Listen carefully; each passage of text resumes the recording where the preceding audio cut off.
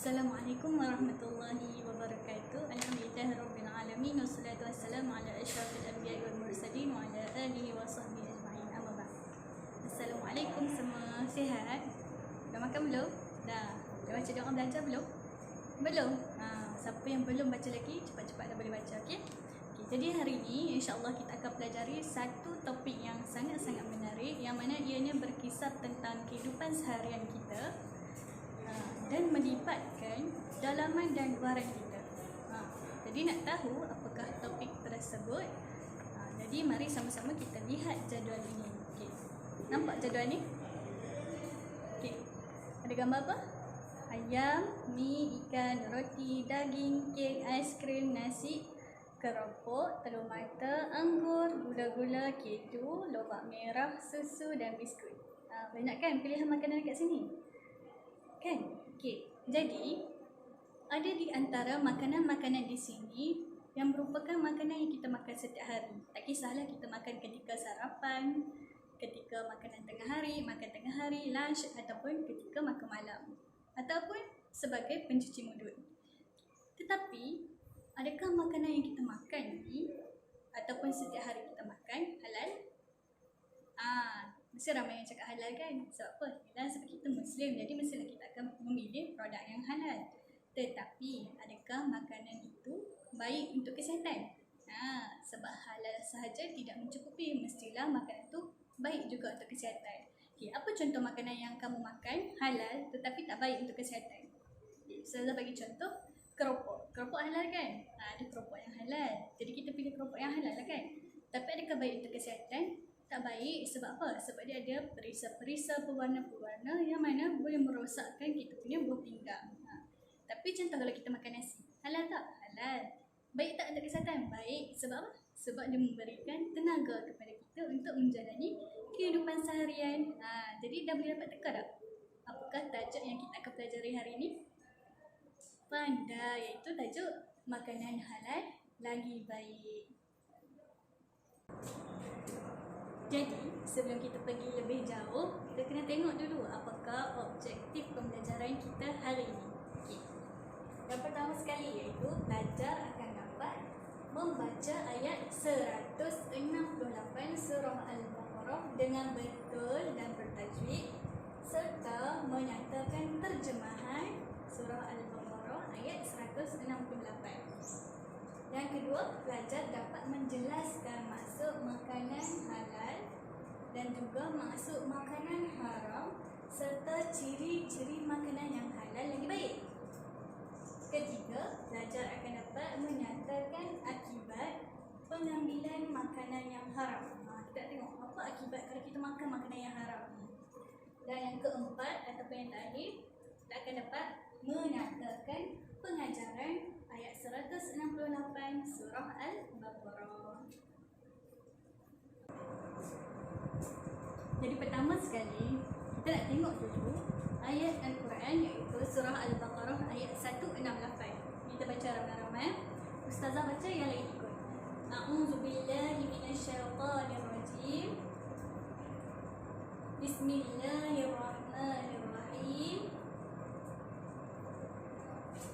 Ya ayyuhan nas kulu mimma fil ardi halalan tayyiban wa la tattabi'u khutuwatis syaitan innahu lakum aduwwum mubin. Dapat? Okey. Siapa yang tak dapat tu tak apa, balik nanti cuba buka YouTube, cari surah Al-Baqarah ayat 168 dan dengar betul-betul macam mana bacaan tersebut. Okey, sebelum tu Ustaz ulang lagi sekali. Bismillahirrahmanirrahim. Ya ayyuhan nas kulu mimma fil ardi halalan tayyiban wa la tattabi'u khutuwatis syaitan innahu lakum aduwwum mubin. Boleh? Boleh. boleh baca? InsyaAllah boleh. Kalau yang tak boleh tak apa, jangan sedih-sedih. Kita dalam proses pembelajaran, jadi pelan-pelan kayuh, okey? Jadi seterusnya, kita nak tengok pula terjemahan ayat 168 surah Al-Baqarah.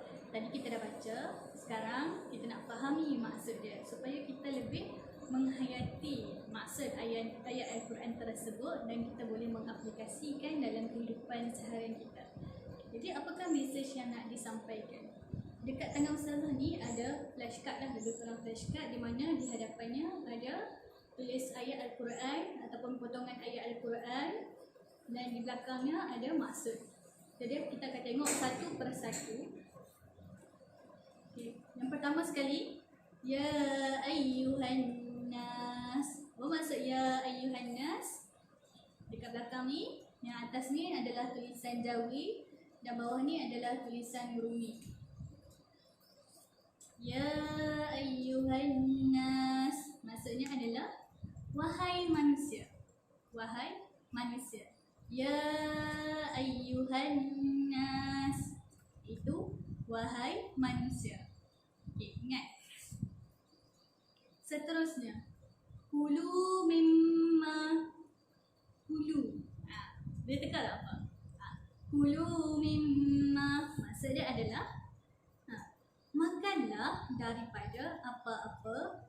Makanlah daripada apa-apa. Apa yang kita nak makan? Ingat? Kulu mimma, maksud dia adalah makanlah dari apa-apa. Seterusnya, fil ardi. Fil ardi, yang terdapat di bumi. Jadi ayat tadi nak menceritakan, wahai manusia, makanlah apa-apa yang terdapat di bumi. Makan apa tu? Iaitu halalan tayyibah. Maksud dia yang halal lagi baik. Jadi Allah perintahkan supaya kita makan makanan yang halal lagi baik. Wala tattabi'u. Maksud dia apa? Dan janganlah kamu mengikut. Wala tattabi'u, dan janganlah kamu mengikut khutuwatis syaitan. Apa maksud dia? Jejak langkah syaitan. Sekali lagi, khutuwatis syaitan, iaitu jejak langkah syaitan. Sebab apa tak boleh? Innahu maksud dia sesungguhnya, ku tu dia, iaitu syaitan. Innahu lakum aduwwum mubin. Ma maknahu, apa maksud dia? Itu musuh kamu yang nyata. Jadi jangan ikut jejak langkah syaitan. Jejak langkah syaitan apa? Iaitu makan makanan yang haram. Sebab apa? Sebab syaitan tu adalah sahabat kita ke? Bukan, dia adalah musuh kita yang nyata. Jadi dah faham maksud dia? Faham? Okay, InsyaAllah boleh faham. Jadi dalam ayat Al-Quran ni, Allah Subhanahu Wa Taala nak bagi tahu dekat manusia, wahai manusia, makanlah. Allah suruh kita makan. Makanlah apa-apa sahaja yang kita nak, tapi pastikan halal dan tayyibah, iaitu halal lagi baik. Bila dah halal, benda tu kena baik pula. Wala tattabi'u, dan jangan ikut khutuwati syaitan, jejak langkah syaitan. Innahu lakum aduwwum mubin, kerana syaitan tu adalah musuh kita yang nyata dan jelas. Jadi ingat, bila kita ni ikut perintah Allah Subhanahu Wa Taala, maka kita ikut arahan Allah Subhanahu Wa Taala. Jangan ikut jejak langkah syaitan yang mana makan makanan yang haram dan juga suka membazir. Sebab apa? Sebab membazir itu merupakan salah satu daripada amalan syaitan. Faham? Faham insyaAllah. Alhamdulillah, kita dah membaca surah Al-Baqarah ayat 168 dan juga kita dah tengok dah terjemahan ayat tersebut, iaitu surah Al-Baqarah ayat 168. Jadi sekarang kita nak tengok pula pengertian makanan halal. Dan tadi lagi kita dah sebutkan makanan halal, makanan halal. Jadi makanan halal ni apa sebenarnya? Kita akan tengok pengertian makanan halal dan juga pengertian makanan haram. Pertama sekali iaitu makan makanan halal. Makanan halal ialah makanan yang dibenarkan oleh syarak. Maksud dibenarkan apa? Dibolehkan.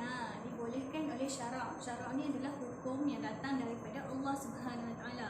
Jadi makanan halal ni adalah makanan yang dibolehkan oleh Islam. Kalau makanan haram pula dia adalah berlawanan dengan makanan halal, iaitu ia adalah makanan yang dilarang.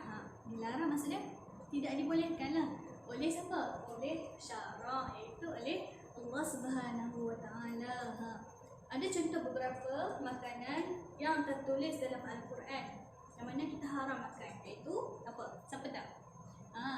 Anjing, khinzir dan juga bangkai. Itu adalah antara makanan-makanan yang diharamkan oleh syarak. Ada lagi lah contoh-contoh makanan yang lain. Kalau ada kesempatan, rajin-rajinlah kita membaca supaya kita dapat meningkatkan lagi ilmu pengetahuan. Dapat faham? Sekali lagi saya ulang, makanan halal adalah makanan yang dibenarkan oleh syarak. Kalau makanan haram pula adalah makanan yang dilarang oleh syarak. Baiklah, sekarang ni kita nak tengok pula yang seterusnya, iaitu apakah ciri-ciri makanan halal lagi baik. Dah faham kan maksud makanan yang halal? Itu makanan yang dibenarkan ataupun dibolehkan oleh syarak. Jadi kita tengok apakah ciri-ciri makanan yang halal. Bukan sekadar halal tapi juga baik. Apakah ia? Iaitu yang pertama, makanan tersebut disembelih mengikut hukum syarak. Sebab apa? Sebab sekarang ni banyak sangat makanan-makanan yang diproses, terutamanya di kilang, tidak disembelih mengikut hukum syarak. Jadi penting untuk kita sebagai orang Islam memilih makanan yang disembelih mengikut hukum syarak. Macam mana kita nak tahu? Iaitu orang yang sembelih tu adalah beragama Islam. Sebelum dia menyembelih, dia menyebut nama Allah ataupun membaca Bismillahirrahmanirrahim, dan terputusnya urat-urat yang sepatutnya, iaitu urat marik dan juga halqum. Okey. Yang kedua iaitu bebas daripada najis dan kotoran. Ini juga adalah sangat-sangat penting. Kita kena pastikan makanan yang kita makan itu adalah bebas daripada najis dan kotoran. Contohnya, kalau kita makan sayur, pastikan sayur itu dibasuh bersih-bersih sebab kita tak tahu baja jenis apa yang digunakan untuk orang tu menanam sayur. Betul tak? Boleh jadi guna baja tai ayam. Jadi pastikan kita membasuh dahulu sayur tersebut sebelum kita makan. Okay. Seterusnya, diperoleh dengan cara yang sah. Kadang-kadang makanan tu adalah makanan yang halal, tetapi kita memperolehinya dengan cara yang tidak sah. Contohnya roti. Kita tengok ada roti dekat kedai.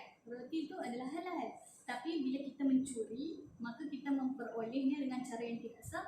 Maka bila kita makan, maka makanan itu menjadi makanan yang haram. Dia tak jadi makanan yang halal dah. Sebab apa? Sebab kita memperolehinya dengan cara yang tidak sah. Jadi pastikan kita makan sesuatu yang kita perolehi dengan cara yang sah.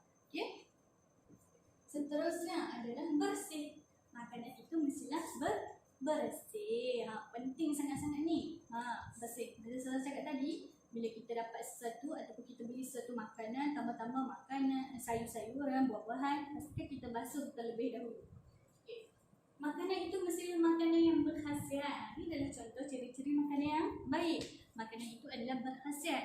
Kalau kita belajar makanan yang berkhasiat ni macam mana? Itu makanan yang seimbang. Pernah tengok tak pinggan? Pernah tengok tak pinggan? Pinggan sihat. Pinggan sihat macam mana? Suku separuh. Suku apa? Suku kita makan nasi, suku lagi adalah lauk, separuh apa?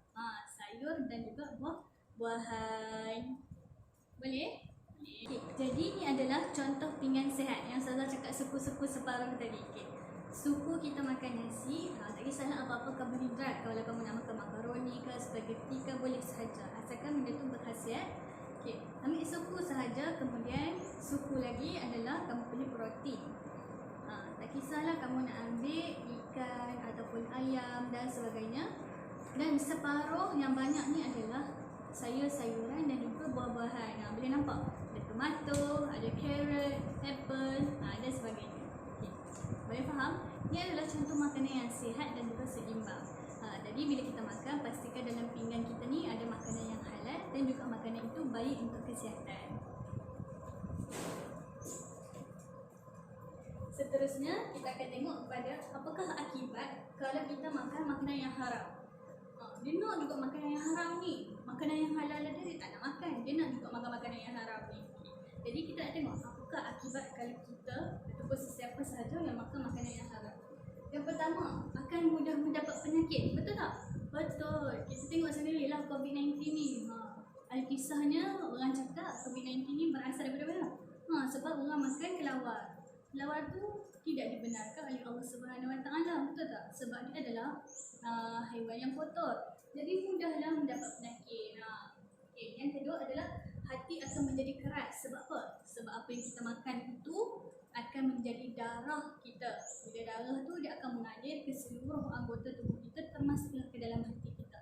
Jadi hati kita akan menjadi keras. Jadi na'udzubillah min zalik. Banyak-banyak kan menyebut na'udzubillah supaya Allah melindungi kita daripada sebegitu. Okay. Seterusnya, kasar peribadi. Sebab apa? Sebab apa yang kita makan dekat dalam, maka ia akan membentukkan luaran kita. Jadi pastikan kita makan makanan yang halal dan baik. Seterusnya, yang terakhir adalah kecerdasan minda terganggu. Sebab apa? Sebab banyak sangat makan makanan yang kurang baik, yang tidak elok. Contohnya kita banyak makan keropok. Jadi kecerdasan minda kita ni akan terganggu. Jadi sebab itulah kita dianjurkan untuk banyakkan makan makanan yang sunnah. Contohnya seperti kurma, kismis, betul tak? Betul kan? Sebab apa? Sebab dia ada efek pada dalaman kita. Darah kita ni akan mengalir akan disalurkan ke otak. Maka dia akan menjadikan otak kita cerdas kalau kita makan makanan yang baik, dan akan melemahkan otak kita kalau kita makan makanan yang haram. Okay. Alhamdulillah, kita dah sampai kepada penghujung. Jadi kita akan tengok pengajaran ayat 168 surah Al-Baqarah. Apa yang ayat ini nak sampaikan kepada kita sebenarnya? Kita dah baca, kita dah fahami maksudnya, kita dah tahu dah apakah maksud makanan halal, makanan haram. Kita juga dah mengetahui ciri-ciri makanan yang halal lagi baik. Kita juga sudah mempelajari mengenai akibat kalau kita makan makanan yang haram. Sekarang ni kita nak tengok pula pengajaran ayat 168 surah Al-Baqarah. Yang pertama sekali adalah kita, iaitu umat Islam, wajib mengambil makanan yang halal kerana akan memberi kesihatan yang baik pada jasmani, kecerdasan minda dan kejernihan hati. Seperti yang saya cakap tadi, apa yang kita makan maka ia akan menjadi darah daging kita dan akan membentukkan peribadi kita. Jadi bila kita makan makanan yang halal lagi baik, maka ia akan memberikan kesihatan kepada tubuh badan kita, takkan memudaratkan kita, dan juga akan memberikan kecerdasan minda, terutama kalau kita makan makanan yang sunnah tadi seperti kurma dan sebagainya, dan juga akan menjernihkan hati kita. Bila kita jernih hati, maka kita akan mudah beribadah dan khusyuk di dalam solat, insya-Allah. Okay. Yang kedua, umat Islam mestilah prihatin terhadap aspek pengeluaran makanan yang menepati syarak. Ini sangat-sangat penting. Kita ni sebagai umat Islam, kadang-kadang bukan sahaja kita kena tengok ada logo halal. Pastikan logo halal yang terdapat pada produk ataupun pada makanan itu adalah halal yang dikeluarkan oleh JAKIM. Ya, kalau di Malaysia adalah JAKIM. Jangan kamu tengok ada tanda halal je kamu terus ambil. Pastikan produk tersebut mendapat pengiktirafan dan juga halal daripada JAKIM sendiri. Okay. Kalau produk yang diimport daripada luar negara, pastikan dia mendapat halal yang diiktiraf oleh negara masing-masing. Okay. Macam mana logo halal di negara tersebut ataupun negara luar? Okay. Kamu boleh Google jadi kamu cari logo-logo halal di setiap negara. Dan yang terakhir adalah umat Islam perlulah berazam. Umat Islam perlu berazam menjadi usahawan produk halal. Jadi kita ni sebagai umat Islam, paling kurang pun kita ni berazam. Kita niat atau kita akad untuk nak menjadi usahawan produk halal. Supaya apa? Supaya kita boleh menjamin bahawa produk halal dekat Malaysia ni mengikuti syarak ataupun mengikuti piawaian yang ditetapkan dalam Islam. Jadi mulai daripada hari ini, cubalah kita berazam untuk menjadi seorang usahawan yang berjaya dalam produk halal, insya-Allah. Itu sahaja topik pembelajaran kita hari ini mengenai makanan halal lagi baik. Jadi itu sahaja daripada Ustazah untuk topik pembelajaran kita hari ini mengenai makanan halal lagi Baik, bila kita dah belajar, pastikan kita amalkan dalam kehidupan. Sebab apa? Al-ilmu bila amalin kasyadarin bila thimarin. Ilmu tanpa amal itu ibarat pohon yang tidak berbuah. Jadi jangan jadikan ilmu kita itu sia-sia. Amalkan, aplikasikan dalam kehidupan kita dan sebarkan ilmu ini kepada rakan-rakan yang lain. Jika ada sebarang pertanyaan, boleh saja PM Ustazah. Okey? Okey.